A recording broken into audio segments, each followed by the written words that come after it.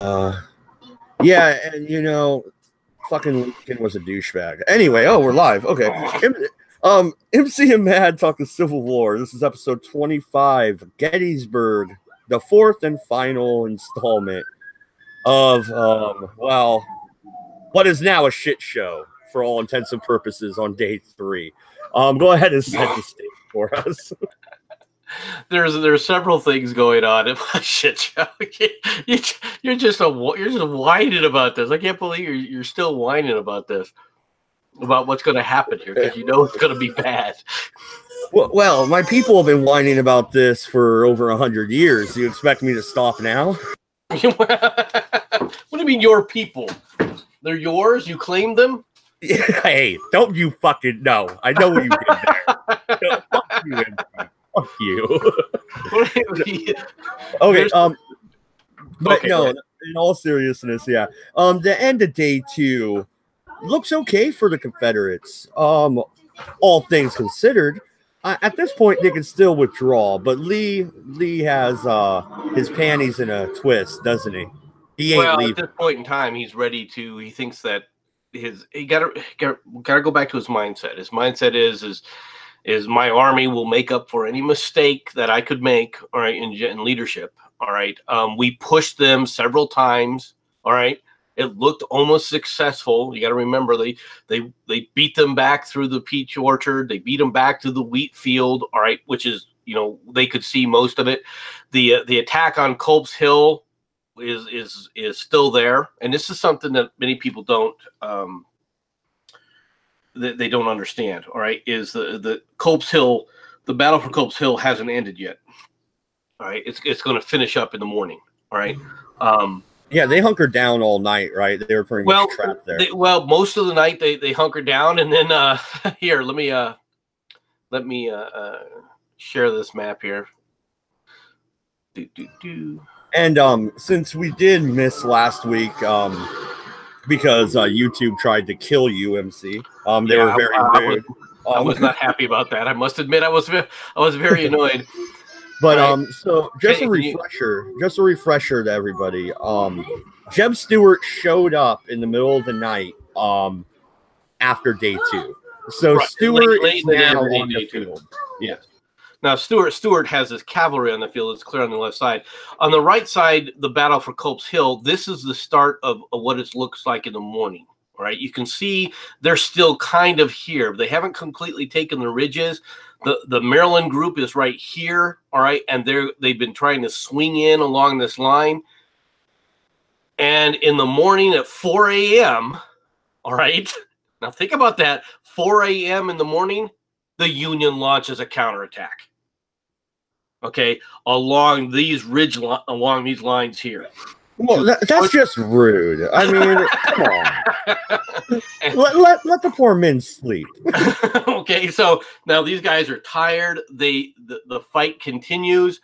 Early has attempted to resupport this line. It wasn't ready when the attack began, but basically both sides start funneling in, for all intents and purposes, smaller units. All right, this is everyone's kind of, these aren't the massive divisions fighting each other anymore. These are a couple of brigades and regiments that are fighting, basically back and forth. This fight, which begins at 4 a.m., all right, goes on for 7 freaking hours.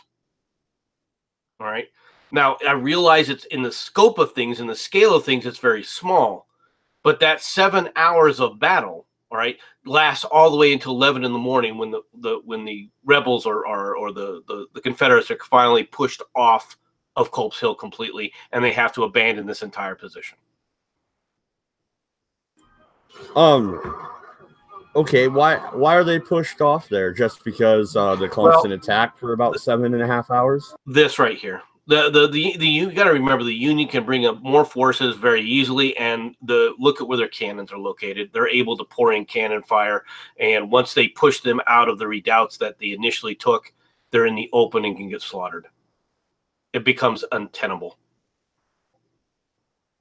And once you take this end here, once the Maryland forces here break, all right, which they tried to bring in here, This was an initial early morning launch, right, which is stymied, and you can see that they get pushed back. However, this attack, which happens later in the morning, pushes through, and now they get swept off of the field.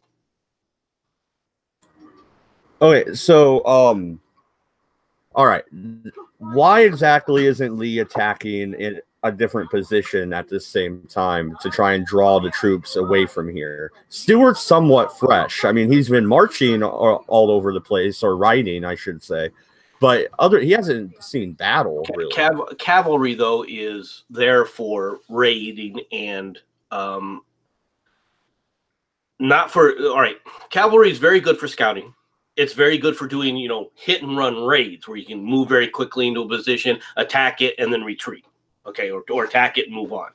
Right. It's also very good when a unit is running to follow them up and charge them and basically slaughter them while they're on the run. Cavalry, though, is very vulnerable if you try to take reinforced positions. So where are you going to send him? Now, what Lee attempts to do, all right, is he attempts to swing around. Huh?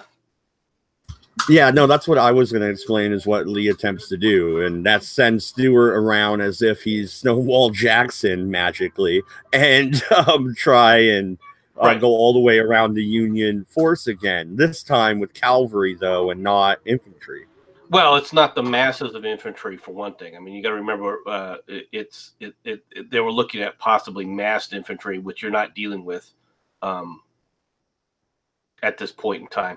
Let me try and pull up a different map here that may just to give you an overall picture. I didn't think I'd need this, but I really should have brought this map up sooner because it shows you the general position, the general overlay of the positions that day. Okay, so here, let me pull it up. If this freaking will let me click my button here so I can pull it up. Yeah. Well, while you're doing that, this is the overall picture of this. All right, and you can see now what the difference is. One of the things that this map, and I don't like this map for one reason, is you don't see that inside of here is a major reserve. All right, Meade has forces here. Okay, and he's got not quite an entire corps, but he's got about a division and a half sitting here right in the middle of this. Okay, he was pulled back, he's taken the round tops, he's reinforced it along these lines. What Lee tries to do, if I'm not mistaken, I believe it was this, he tries to run a spoiling attack, and I think he tries to run it along over the right end of Meade. All right, he is met by Custer. All right, and a cavalry battle, it's a skirmish more than anything else ensues. All right, this prevents any attempt to get into the supply lines of Meade. All right, and even then, it was supposed to be just kind of like a spoiling attack, something to take pressure off of some of the other things going on. With the fighting beginning at 7 a.m. Now you can remember you're clear over here. All right, it's where this fighting at Culp's Hill is. All right, his headquarters are way over here. All right, which are miles, couple miles away. All right, he may not have even been hearing this fighting that was going on, or even understand how much of this was really taking place. Okay, but he's at least attempting to do things. See, okay, here he goes. The cavalry action was 3 miles to the east. They talk about the cavalry action that happens out over here, right, where Custer is guarding supplies and that attack happens. But it really is ineffective. All right, it was an attempt to try and convince it wasn't a real serious attempt. That's the sad part. It wasn't a real serious attempt, but it was kind of like an attempt to try and convince me that they were going to withdraw their forces. But the Union is waiting for and have identified that the freshest unit that Lee has is Pickett's division. Okay, they have noticed that they've got people captured. They've captured units and have seen units in battle from the Confederate forces. All right, from all the different corps, from every one of the divisions except for Longstreet's, all right, Pickett's division, hasn't been in battle. So they are looking, and they were looking for Pickett's division because they expected the heaviest charge to come from them. And they had seen it. They had seen it in this wood line. They had identified that they were there. All right. Meade expecting Lee to attempt an attack in the middle. And he anticipated Lee's exact thought processes. Lee was thinking, okay, I've attacked the two wings. The enemy commander has reinforced the wings. Therefore, in order to do that, he had to weaken the center. Okay. Meade, anticipating that that's what Lee was thinking, says, okay, he's going to attack in the center, and he has reinforced the center. Yeah, but here's the thing, though. I don't necessarily think Jeb Stuart was over there just to attack the supply lines. From the way I read about it, prepping before last week when we were supposed to do this, they sent Stuart around to attack the rear in the middle and meet. He was supposed to meet up with Pickett after Pickett took Cemetery Ridge, right? But it's really more you're trying to pull pressure away from the middle. You're trying to pull pressure. It's really more of a it's not a serious action. Okay, it really wasn't. All right, it was more of a demonstration action than anything else. Okay, so Ewell's division, he's pretty much in front of Gettysburg, opposite Howard, and you got Sprangler opposite Slocum. Was there any chance to maybe take that side of the flank? This is Coles Hill. This is what we were showing earlier. All right. Yeah, that's the 8-hour fight. But if you send Ewell in and reinforce, you could drag that 8-hour fight. Okay, here's the problem. All right, the fight began at 4 a.m. Okay, and I think does this other map show what I want? Hold on a second. Let me take a quick look of this. If it shows, it doesn't, unfortunately, but it does show. It does show one thing. That is quite interesting. All right, let me pull up this other map, okay? Yeah, that's fine. Yeah, and I know they're not going to try and flank from the round tops again. They tried that the day before. They bent. They did not break.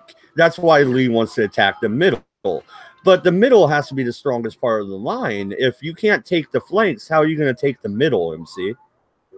And I know we know the answer to that is you're not. But I mean, you can if the middle is undefended, or lightly defended. You can actually break an army in two if the middle collapses. This is a dream of commanders, all right, around the world. I mean, this is one of the things that they always keep trying to do. All right. You can see one of the things that you're starting to see here. You were asking why they didn't attack. All right. On that other map. Well, what you don't see here is the artillery that's massed right over here as well. All right. So if Ewell would have tried to send in from Gettysburg now into the open fields against those entrenched positions with artillery there, the result would have been the same. Yeah. And look at where Lee has massed his artillery. You can't move part of Ewell's troops from out of sight around. As soon as you move those troops out of sight, what's going to happen? You leave a gap in your lines, which can be exploited by the enemy. Well, we had said 2 weeks ago, though, talking day 2, that we don't necessarily care about Gettysburg, the town. Already raided it. Already have the shoes. Well, that's true. Let them take Gettysburg. Let them have it. That's true. But if you if you do that, and let's go back to this other map, and I'll show you what I'm talking about. All right, you pull where were you going to pull Ewell? I'm going to take him to Culp's Hill, and I'm going to reinforce. All right, you're going to attempt to sit up there and swing him to the right. Okay. I'm going to try and roll up the flank from the Baltimore Pike all the way to Cemetery Hill. Yeah. Yeah, you're going to get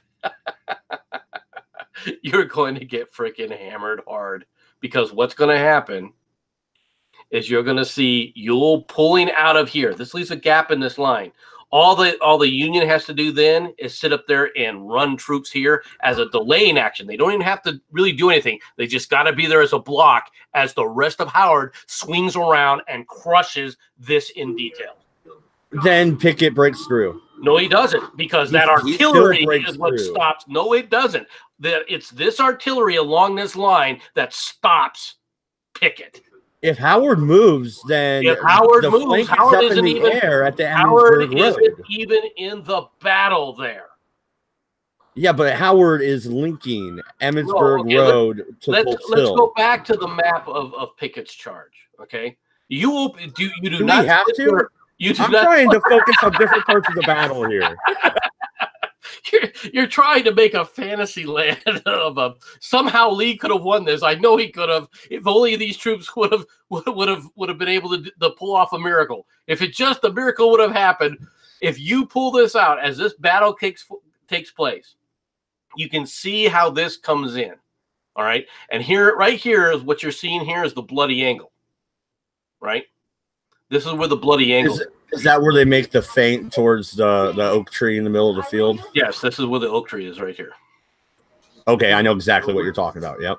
All right, and this is now you got to remember, all these groups go. Okay, what happens here is this is Hancock's Second Corps is engaged. You're not even engaging Howard. Okay, Howard has an entire corps, and you're not even engaging it. What he does is he sends part of his Ohioans over to the right here, right, as the fight for the bloody angle begins, and they just pour in crossfire from an L fire position right into this charge. Okay, how inaccurate were these cannons back in the day? Could you have advanced a line of troops with the cannons as a screen? Instead of just the giant barrage and then go? Can you actually screen your troops? If you were going to do screening operations take smoke.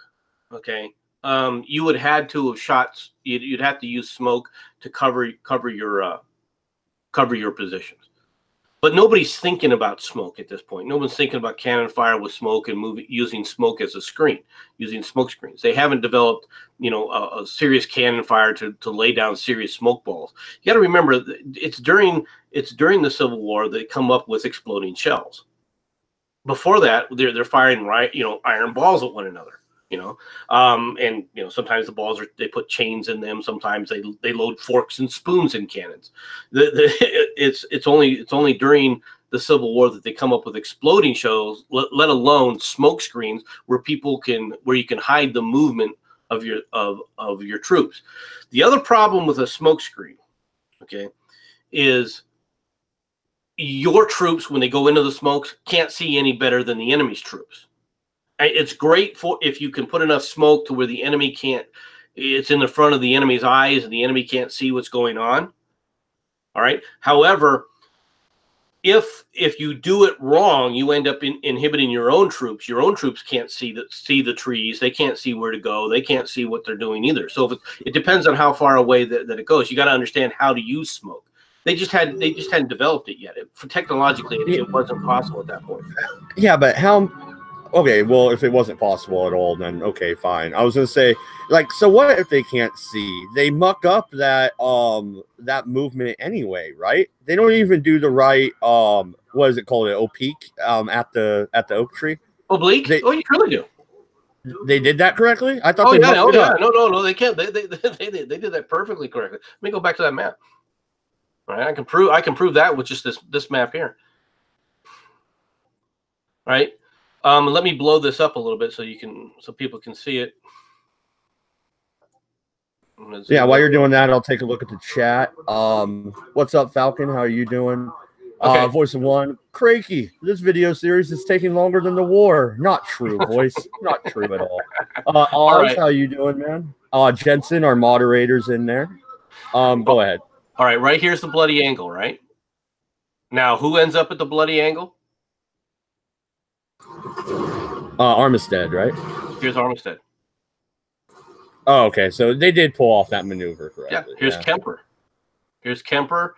Here's Garnet. All right, you can see how they go. They basically keep going like this in an attempt to bring in all these forces, right? Trimble's forces and as you see, all of these forces from Longstreet. All right, and he was given Garnet. I think no, Garnet was his. Kemper's his. He was given McLaws down here. These units from McLaws, Lang, and Wilcox. And he was also given Trimble and Pettigrew. Okay. In this battle, every one of the commanders that you're seeing here, Garnet, Kemper, Armistead, Lang, Lotrace, and what you're seeing here, notice you have Armistead here, and you also have Armistead here. So this is showing more troops than there are. You're seeing the beginning of the movements here, and you're seeing their final movements in this darker red. Sometimes it's kind of hard to see that, right? Did they go with the darker red because that's where they all died? Well, this just shows you where they're ending up and how they're moving, right, when they're kicking off. All right. All of these guys, all right, end up either wounded or dead. Garnet dies. Armistead dies. Kemper actually survives. It's kind of surprising. Wilcox, I think, dies. Pettigrew, he actually survives, all right, but he's badly wounded. I mean, and at almost the start of the attack, Pettigrew is almost taken out, right? I mean, it shows you just where the power is, okay? And it's this Ohio unit that, as they come up into the bloody angle, that forms up a line along this edge here and just pours fire. So you end up with a situation where these troops that are in this area are getting fire poured into them from the front here and from this area down here. Not to mention the Union doesn't take very many casualties in this charge, do they? No, I think their losses were like 200. Wow. From Pickett's charge, I think the Union losses are about 200. Now, that's excluding that artillery duel. You saw how much artillery was massed. Okay, that's a hell of a lot of artillery. All right. And yeah, I'm surprised. I'm surprised half the troops didn't have shell shock at that point. I mean, that was the largest artillery barrage in the in North America, right?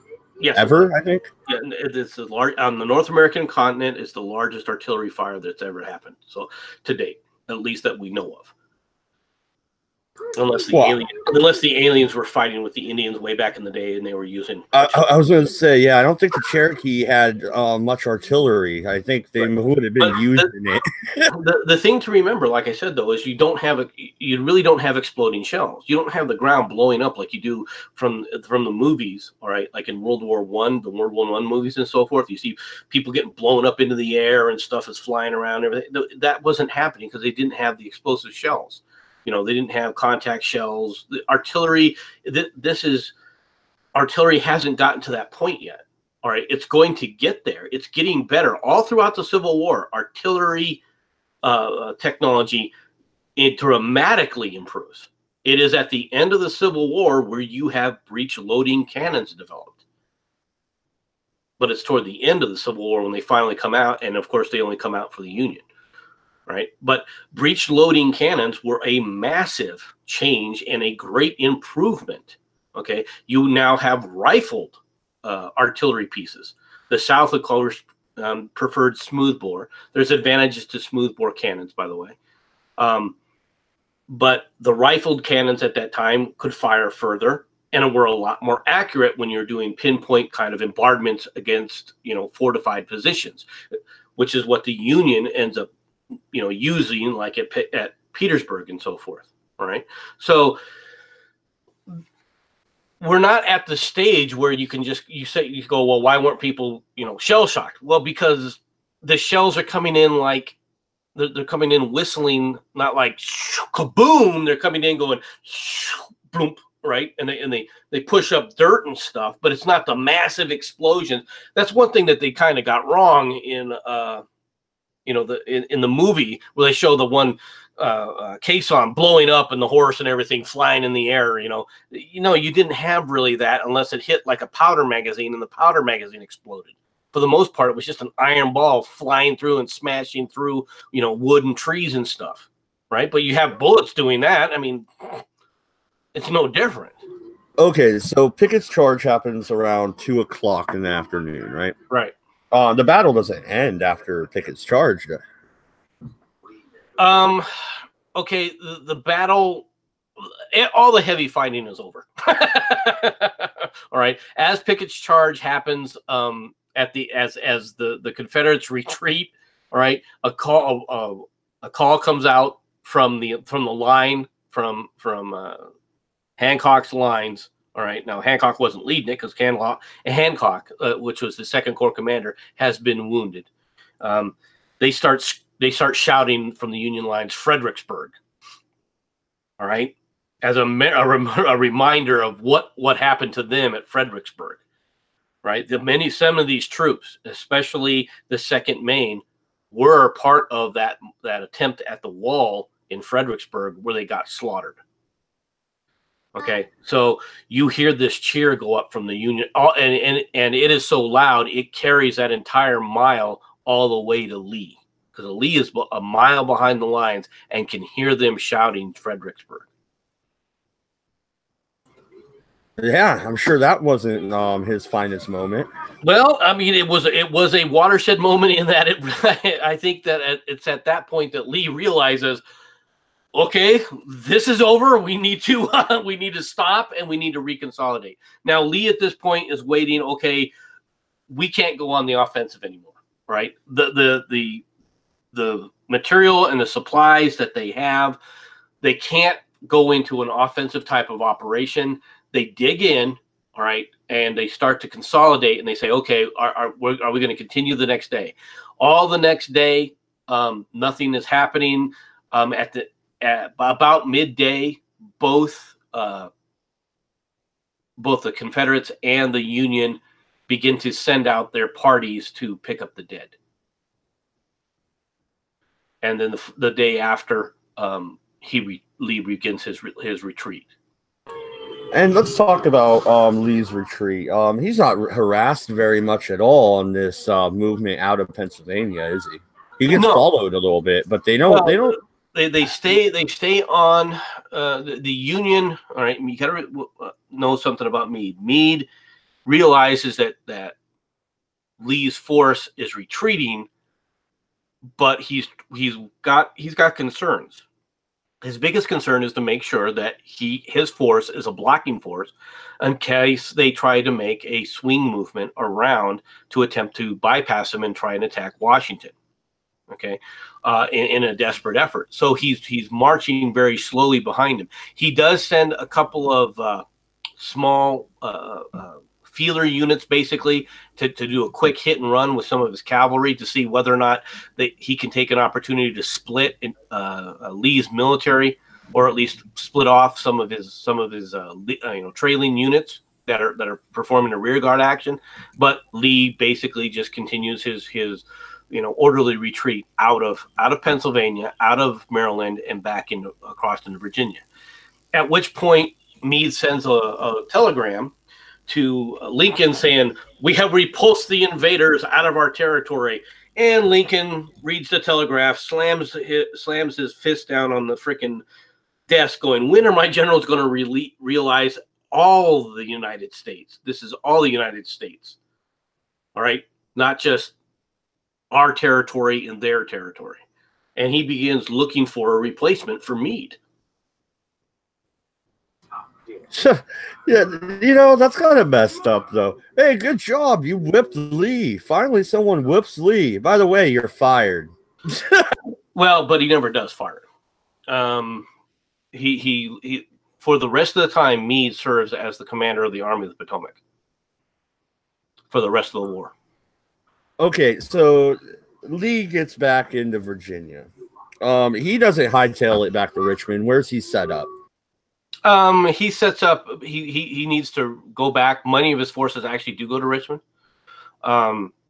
and they're there to resupply and reset up. But he has several encampments in Fredericksburg and several other areas right along the Rappahannock, all right, to monitor any incursion from the north in case the Northerners try another campaign, all right, in which case he can move.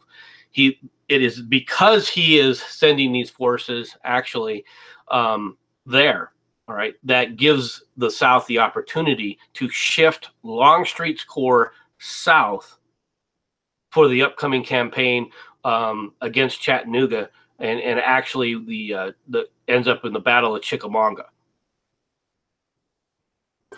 Yeah, which I believe is going to be our next one we cover. Yes. I think, yeah, we're headed back to the west. Yeah, we'll head back to the west. We'll talk a little bit about the movements of Rosecrans, all right, and as he pushes Bragg out of position repeatedly and pushes him completely out of Chattanooga, which then culminates into the Battle of Chickamauga, which is a Confederate victory. All right. It's one of the few times the Confederates actually are able to utilize their interior line capability with railroads, all right, to defeat them. Bragg then begins what's going to be the siege of Chattanooga. Yeah, no, and there is a few more Confederate victories in the works. I mean, this is still 1863, right? Gettysburg. So there's still some fight left in the South. I would have liked to be a fly on the wall, though, when Lee and Davis had their meeting after Gettysburg. How happy do you think President Davis was? Oh, Davis is horrified because they've lost Vicksburg, and they've now lost any chance that they have for an offensive operation in the North. And also, okay, there is a lot of concern, okay, about the operations overseas from the foreign services because of the effect that the Emancipation Proclamation has had, all right, upon the willingness of the press, all right, supporting the South in England. Has now basically a lot of their foreign contacts, they're now horrified because it's like, okay, Lee is not unbeatable. Well, you have a great general, but he's not an unbeatable general. All right, you're going to lose the war. So foreign investment from Europe, basically, all interest in it begins to wane dramatically. All right. It may wane, but it never ends. The South, all the way up till the surrender, they're still running the blockade all throughout the war. Yeah, but now there's no chance of them intervening at all. You're not going to see any chance that England had to intervene or possibly France intervening has evaporated completely. So, there's no way to win on day 3. We covered that when we were talking day 2. So I'm not even going to go through the what if. I mean, we could say, what if Pickett breaks through? Well, so what? Pickett breaks through. We don't know what would have happened after you break through the middle. Yeah, you divided the Union forces, but then they could get you in a pincer maneuver, right? And beat you. Yep. I mean, they could have easily swung around. The problem was that you weren't going to be able, if Pickett would have broken through, he wasn't going to break through with enough forces to have any kind of thing. So, hi, boys. If Cabbage is gate crashing, so am I. You're more than welcome to speak up. There was no way that they were going to be able to break through with enough forces to hold it. All right, you would end up with if let's say that a partial division had broken through. Let's say half a division of Pickett's charge had broken through. Okay, you had 2 corps on either side of that division. That division would have been wiped out right then and there, and they would have been stuck between a pincer movement on both sides. Yeah, no. So, one, I'm happy I got that maneuver, the name of it correct. That's nice. I'm learning something, MC. Also, what was Lee even thinking with that battle plan? I don't know. You're so far outnumbered, and the price it would have took to even break through. There was no way to win that battle that way. You needed to roll up the flanks. I'm trying to engage, pricks. Okay, go ahead. What are you trying to no, I mean, well, just, you know, with just strategic stuff. And I just want to see the two of you play a game of, I don't know, is there a Civ version of the American Civil War? We need to set you up on, you know, we do, the two of you. I mean, seriously, we're going to, it'd be so much fun. I'd watch it. Seriously. Let's see your tactics. MC, the CIA, well, no, NSA, Brad, and just the real, you know, the Earthman. I'm sorry, against the government. MC was never in any of those. No, well, of course not. No, well, can neither admit nor deny, right? I worked in GCHQ and stuff. I'm allowed to admit that stuff. I mean, there's nothing to stop anyone from telling you what they fucking worked in. It's bollocks. No, and before we digress, I do want to mention it so we don't have to do a whole episode on one speech. Gettysburg Address. What's the highlights, MC? Everybody's heard it as a kid, at least in American school. In the Gettysburg Address, President Lincoln shows up. Oh, well, no, actually, MC, where did it go wrong? Well, the Gettysburg Address? Yeah. Let me go over the Gettysburg Address. Lincoln shows up. He's actually, when he shows up, people are somewhat surprised because they didn't think he was going to come. And the primary speaker was one of the senators from Pennsylvania. And he gives his speech, and his speech lasts about an hour, right, with the populace listening to his speech and so forth. At the end of it, they asked Lincoln for a few words. His speech lasts 2 minutes. The press initially, all right, just goes after Lincoln, talking about how horrible this speech was. Now, this contradicts, however, what the senator did, because right after that speech, the senator went to the president and said, "Mr. President, I wish I was able, in my hour-and-a-half speech, all right, to do what you did in 2 minutes." That's how impressed the senator was. But the papers, oh my Lord, they were absolutely furious. They thought that Lincoln had screwed it up mightily, all right, until one of the papers prints the text of Lincoln's speech. And it starts getting transmitted all over the Union and throughout the Union forces. They read that speech. It becomes printed and distributed everywhere, wasn't it? Correct. Once people and so the people who initially lambasted Lincoln, right, had to shamefacedly come back and go, "Well, now that we think about it, maybe it wasn't." Yeah, but the thing is that nobody knew that they were saying this, because I mean, it had never been actually. I mean, like you said, it wasn't like it went out that he was, you know, he talked shit, and then they had to retract it because they printed. No. But they did. Have, I mean, it wasn't like. I mean, it was like modern day. You know? They did, but they did come back and go, on reflection, we really missed the point. All right, there were retractions from papers. All right, because I'm sure but they would be very localized. Yes, well, that's what papers were back then. I mean, you did have exactly. That's what I'm saying. you did felt like it was happening on the West Coast at the same time as the East Coast. You did have the telegraph, right? But communication wasn't like what we have today. The other thing about the speech, all right, is it put into context and steeled a lot of the Union. Like I said, the commanders were reading that to their troops. It was a similar situation as to Tom Paine's Common Sense, where Washington ordered it read to all of his troops. It had a similar. Oh, come on! Don't you compare the two? You're comparing a 3-minute speech to Thomas Paine. History is history. The Gettysburg Address is an awesome speech. Are you going to say that the Gettysburg Address is not an awesome speech? Well, you know. Well, if I would have had my way, he would have been around again. But that's not the point. History says he was around. History says this is the speech he gave. All right, are you going to tell me it's not a great speech? You see, no, I'm sorry, MADD, you are sounding like a sore loser at this point. yeah, well, maybe a little. Yeah, seriously. I'm feeling the chafing. All right, boys. Hey, Cabby. You've been here. What do you have to Cabby. say?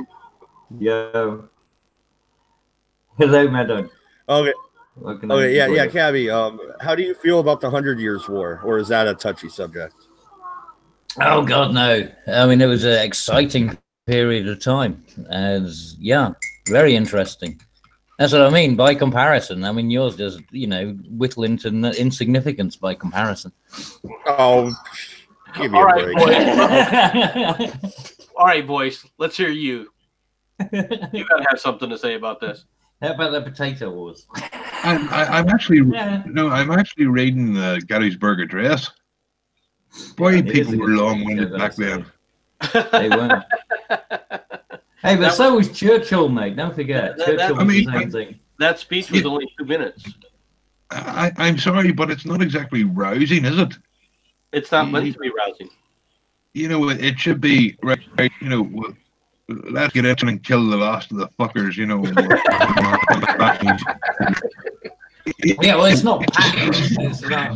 Well, but in many ways, the Gettysburg Address exemplifies the coming of Reconstruction. And it was the beginning of trans in the U.S. It was not the beginning of trans in the U.S. Tread a bit more lightly on that kind of stuff. Oh, anyway. And I noticed there's actually 5 copies of the address. Which copy are you looking at? There's 5 different. Well, no. When you say copies, you mean actual copies or 5 versions? No, well, there's different copies here sent to people like Bancroft, whoever he was, Aberrett, Hay, Nicolai, and Bliss. See, it all sounds like a bunch of foreigners. Can't trust them. What are you doing that? Well, Americans have a lot of foreigners. I mean, we took people from all over the world, Cabbage. When it comes to names, we have people from all over with all sorts of names. You would think that I would be better at that being the case of pronouncing some of these names, but I'm not. Which is but you should also be able to easily identify who's inappropriate. You see? Well, Cabby, there's no one named Jamal or Hutu, so no Mohammeds, no Rashids. There were not any Rashids. That's true. There were no Tamilikas or whatever the heck they, at that time, running around that we know of. But no, and so the Gettysburg Address. I mean, even, in the United States, all right, just for my foreign comrades here, or colleagues, I should say. Comrades is a little too strong a term right now. The Gettysburg Address is something that, when I was growing up, every one of us had to memorize. And we had to give the Gettysburg Address in our class and stand in front of the class. Say it now. Come on, man. Give it. That was freaking 40-something years ago, Cabbage. I don't remember it completely. I can remember huge sections of it, even today. Wasn't it over 7 years ago? Our founding fathers brought forth on this continent a new nation, conceived in liberty and dedicated. What was it? I'm trying to remember it. Dedicated to the pursuit. I can't remember it all. We are now engaged on it's been a while. I'm sorry, I can't remember it off the top of my head. But we were forced to memorize it in grade school, in like the 6th grade.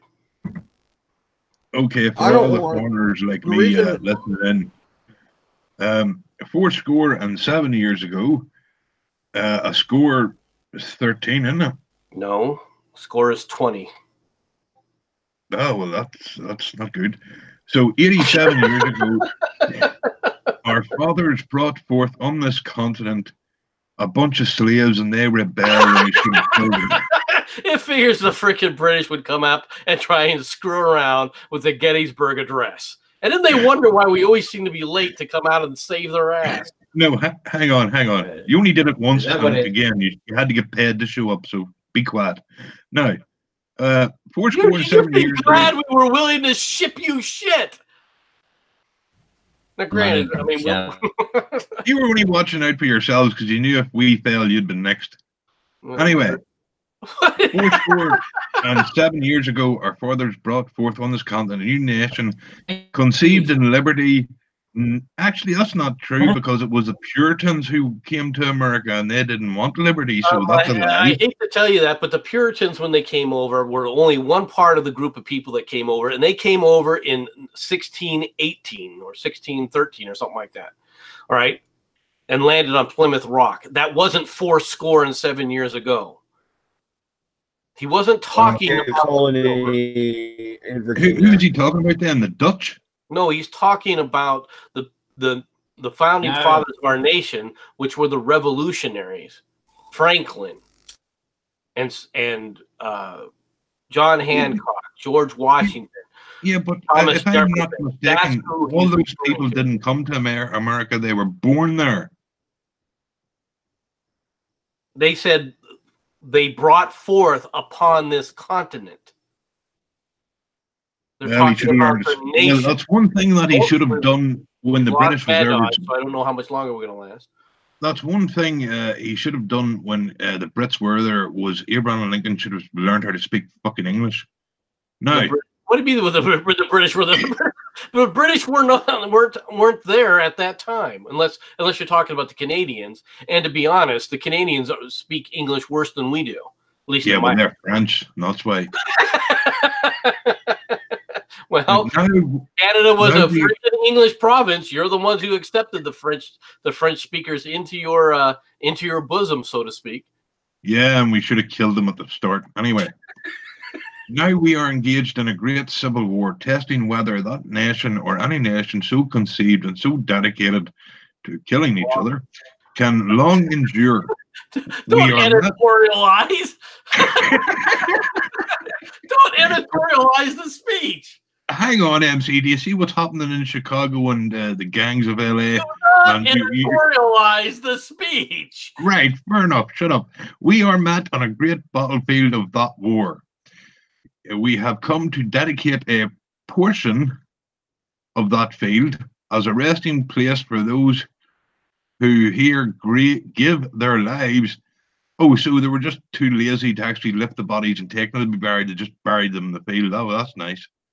It is altogether fitting and proper that we should do this. But in a larger sense, we cannot dedicate, we cannot consider it. That's not consecrate. You can't even read your own freaking Queen's English. What the hell, man? Yeah, but I'm half Irish, so leave me alone.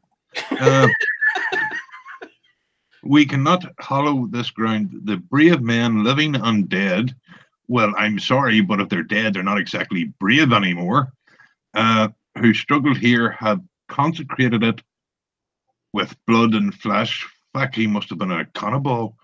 Far above our power to add or detract, the world will little note nor long remember what we say here. This is true, but it can never forget what they did here. Not if we're watching MADD MC for several days in video. It is for us, the living, rather to be dedicated. Dedicated here. Hang on. To be dedicated here, dead. Oh no, sorry, I'm missing a line. To be dedicated here to the unfinished work which they who fought have thus far so nobly advanced. And what work were they trying to nobly advance by running at bullets? The restoration of the Union. Yeah, well, there was a simple way to do that, but no one wanted to do it. Oh, we did. We did. Just ask the Confederates. No, you could have killed all the black people and no problem. Anyway. It's a big difference. It is rather for us to be here dedicated to the great task remaining before us, that from these honoured dead we take increased devotion to that cause for which they give their last full measure of devotion. No, they were fighting for what, silver penny a week and maybe some bread. Yeah, no. Oh yeah, I'm sure. they weren't. And that's the thing that you got to remember. That back then, they were fighting for honor. They're also fighting for the communities. They're not fighting as a bunch of freaking Hessian mercenaries. And independence, you know, there's a few of the Ray boys buried there in Gettysburg. There's a lot of both dead were buried together. That we highly resolve that these dead shall not have died in vain. That this nation under God, Allahu Akbar, shall have a new birth of freedom, and that government of the people, by the people, for the people, will not lie these days, shall not perish from this earth. All right, let this be a lesson to all of you out there. Don't let the frickin' racist Irishman read the Gettysburg Address. Hang on, how dare you call me racist? Oh no, come on, man! You got to do that now as a video, just purely on principle. You got to do that on your channel. That was a practical solution. They were fighting over slavery, therefore kill all the slaves. No more fighting. No, seriously, do a read of the Gettysburg Address on your channel. It would be great. You know, they give it the pomp and ceremony that it deserves. Find some appropriate music for the background. Now that might be something worthwhile. I may have to do that on the Plague channel, just to show people what it's actually like. All right. The thing that I've always wondered about. I want to hear cannons in the background, by the way. I want to hear cannons. Cannon fire in the background, low level cannons. That's not a bad idea, actually. No, the one thing that I've always wondered about. All right, it's great that we got pictures of what Lincoln actually looked like. It's great that we see portraits. It's great that we see statues. All right. The thing that I've always wondered is, what did his voice sound like? No, there's a recording of it on a wax drum. But I've never heard it, and it would be interesting to have a large, you know, I mean, plus the fact that you're talking about something that's scratchy and poppy, and you can't really hear it. You can't really hear his voice that well, all right? At least from what the little bit that I tried. Yeah, it's always going to be crap on a wax drum. I mean, you can't expect too much. But it would be interesting. It would have been interesting to see, because a lot of times, as you well know, when people speak, a lot depends on their voice quality and the type of speech and how the effect is. You know what I mean? Well, it isn't just on the quality of the recording equipment, which was extremely, so we say, juvenile at the time. Well, I mean, it was just it was at its infancy. I mean, technology there was really a technological revolution that is going to begin at this point in time. It just in the 1860s is where a lot of invention. That in a modern day technology that we take for granted today begins. A lot of the techniques and everything start to come into form. All right. Yes, you can thank us whenever you like. It's called the Industrial Revolution. But you know, the Industrial Revolution. All right. You know, there would be a little bit more respect for the British in the Industrial Revolution in America if you hadn't started out trying to destroy any kind of industry in the United States by banning all the patents and saying you can't take it anywhere. In fact, most of the Industrial Revolution within the United States came from people escaping from Great Britain going, holy crap, I can't deal with this. I got to sit there and take these plans for spinning machines and everything else somewhere where I can make money because these bastards have locked everything down. So you're saying that the people who started the Industrial Revolution in America were treasonous bastards who should never have gotten away from our island. Yeah, you see, we should have left you to the Spanish, and then you could all be having siestas, and you know, they'll all be fucking brilliant. I happen to like Cinco de Mayo. You didn't leave us to the Spanish. You could have left us alone to begin with. Well, actually, no, we could have left with what do you mean? Yeah, but left ourselves. You see, don't forget, it's not left you. It would be left ourselves because at that point, no, because you came back a few decades later and tried it again. Nah, we didn't really. I mean, it was a really good attempt. It was a poke. Yeah, let's be honest. See, wait, real quick, I gotta correct him. Dude, we started the War of 1812, man. That was us. No, we didn't start the War of 1812. Where did you come up with that theory? Yeah, reality.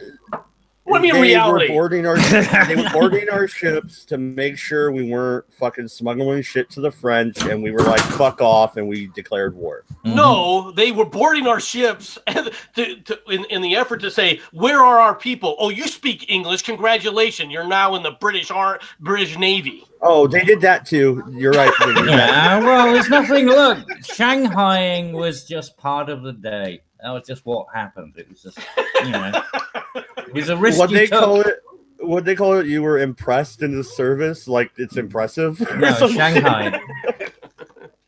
Impressive. No, that's the wrong word. Come on.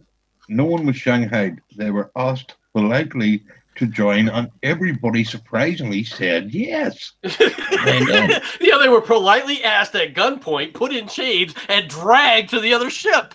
No, yes, please. but they all said yes, whether they wanted to or not.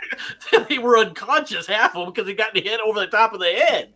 Yeah, but it'd be much easier if you just got them drunk. They'd agree to anything, and they wouldn't even know what the fuck was happening until they were recovering. That's the Irish. That's how you got a bunch of freaking Irish sailors. Well, no, a bunch of Irish sailors, and then you realize the Irish sailors couldn't sail worth shit. So that you had to go out there and grab other people. Yeah, but they can dig holes. They are fucking good diggers. So, you know, when at least where you get. Are you going to tell me I'm wrong? Holes. You're going to sit there and go on an expose of the great, grand, glorious Irish fleet? Yeah, islands. Well, no, I mean, no, but they are good fishermen. I mean, they're good at fishing, but not. I mean, I don't remember. I don't remember an Irish galleon. I don't remember one of those. Well, you see, we didn't need a fleet. You know, because, you know, we didn't really... Yeah, because you depended on us, because we were fucking defending it. Because at that point, we were all together, weren't we? We were all good friends at that point. And then it all went tits up. If that's friendship, who needs enemies? Holy Man, shit. exactly. There you go. That's the Irish for you. Oh, yes, Then again, same thing with the Scots. The British had no play in this, right? I know, well, you know, I mean, maybe a little bit. What do you mean, maybe? Just like an Englishman right there. Oh, damn. Automatically assumes I'm talking about the poor Irish. Well, you know, bless them. They tried. They tried what? I don't know. I just heard they tried something. I don't know what the fuck. I heard they're trying. They tried to feed themselves, and half of them realized they couldn't feed themselves and came to America. Well, no, I'm wondering why they're blowing. Why are you guys blowing stuff up again, voice? Real quick before we end, because this is the Civil War one, but I saw that in Discord. Yes, apparently because the south of Ireland sold its sovereignty to the EU, the real IRA are still mad at us. So. Yeah, well, cool. Well, you see, they're trying to promote this now as a major issue for Brexit, right? I mean, it was never came up before Brexit, and all of a sudden now, what, the IRA has been reinvigorated because of Brexit? It's fucking retarded. No, it's not the IRA, Cabby. You have to get all the different IRAs. It's the real IRA. Well, yeah, the real IRA, yeah, the real one, not the pretend one, not the mimic one. Well, that's what I'm wondering. Like, if they have to call themselves the real one, are they really the pretending one? Yeah, so no, really, we are the IRA. Yeah, it's bullshit. I mean, this whole thing is just being so formula. Who ever heard of the real IRA in the last 10 years? For the listeners, this is what he's referring to. Okay. What? Where Voice puts out his thing saying we're famous again, the dairy bomb attack. But, oh dang it! Yeah. There's a little comment here. Go team. Sarcasm 101. Yeah. Well, we have to hold up our side since the movies have been out doing us for years now. Well, you still gave why can't we send the IRA against the Muslims? You see, now that would be a sensible move. Well, no, and I love it. Against the Muslims. Real quick, I love it. Now, like, I tell you what, that would scare the living shite out of the Muslims. You send a bunch of IRA people in and start fucking. It's like, yeah, we can play this game. You know what I mean? Because they can get away with it because they're, you know, technically terrorists. Yeah, so, you know. I love the little caption though, Cabby. Police say they only gave a 10-minute warning. Like, okay, you really want to kill people? You're not calling them up and hey, yeah, I'm blowing up the subway in 10 minutes. I mean, do you? Yeah, but that's what civilized people people used to do. Yeah, but that's what they used to do. And when the IRA used to, you know, when there was a bomb, they'd notify the police force, and so they could evacuate for a limited, you know, to limit the amount of civilian casualties. I mean, that's what civilized countries do, right? They just wanted to make a point. They didn't necessarily want to maim. I think civilized people respect, don't you know, blow people stupid, up, but hey, you know. Well, no, I mean, yeah, but they did that too. They did that in Warrington and Manchester and stuff. I mean, I'm not saying, you know. Sorry, not, but if you want to talk about civilized people, there used to be an FBI building somewhere, and it went boom. Only the guy who did that had an Irish name too. Yeah. Was it O'Reilly or something? No, it was McVeigh. Timothy McVeigh. Oh, Timothy McVeigh, yes, of course.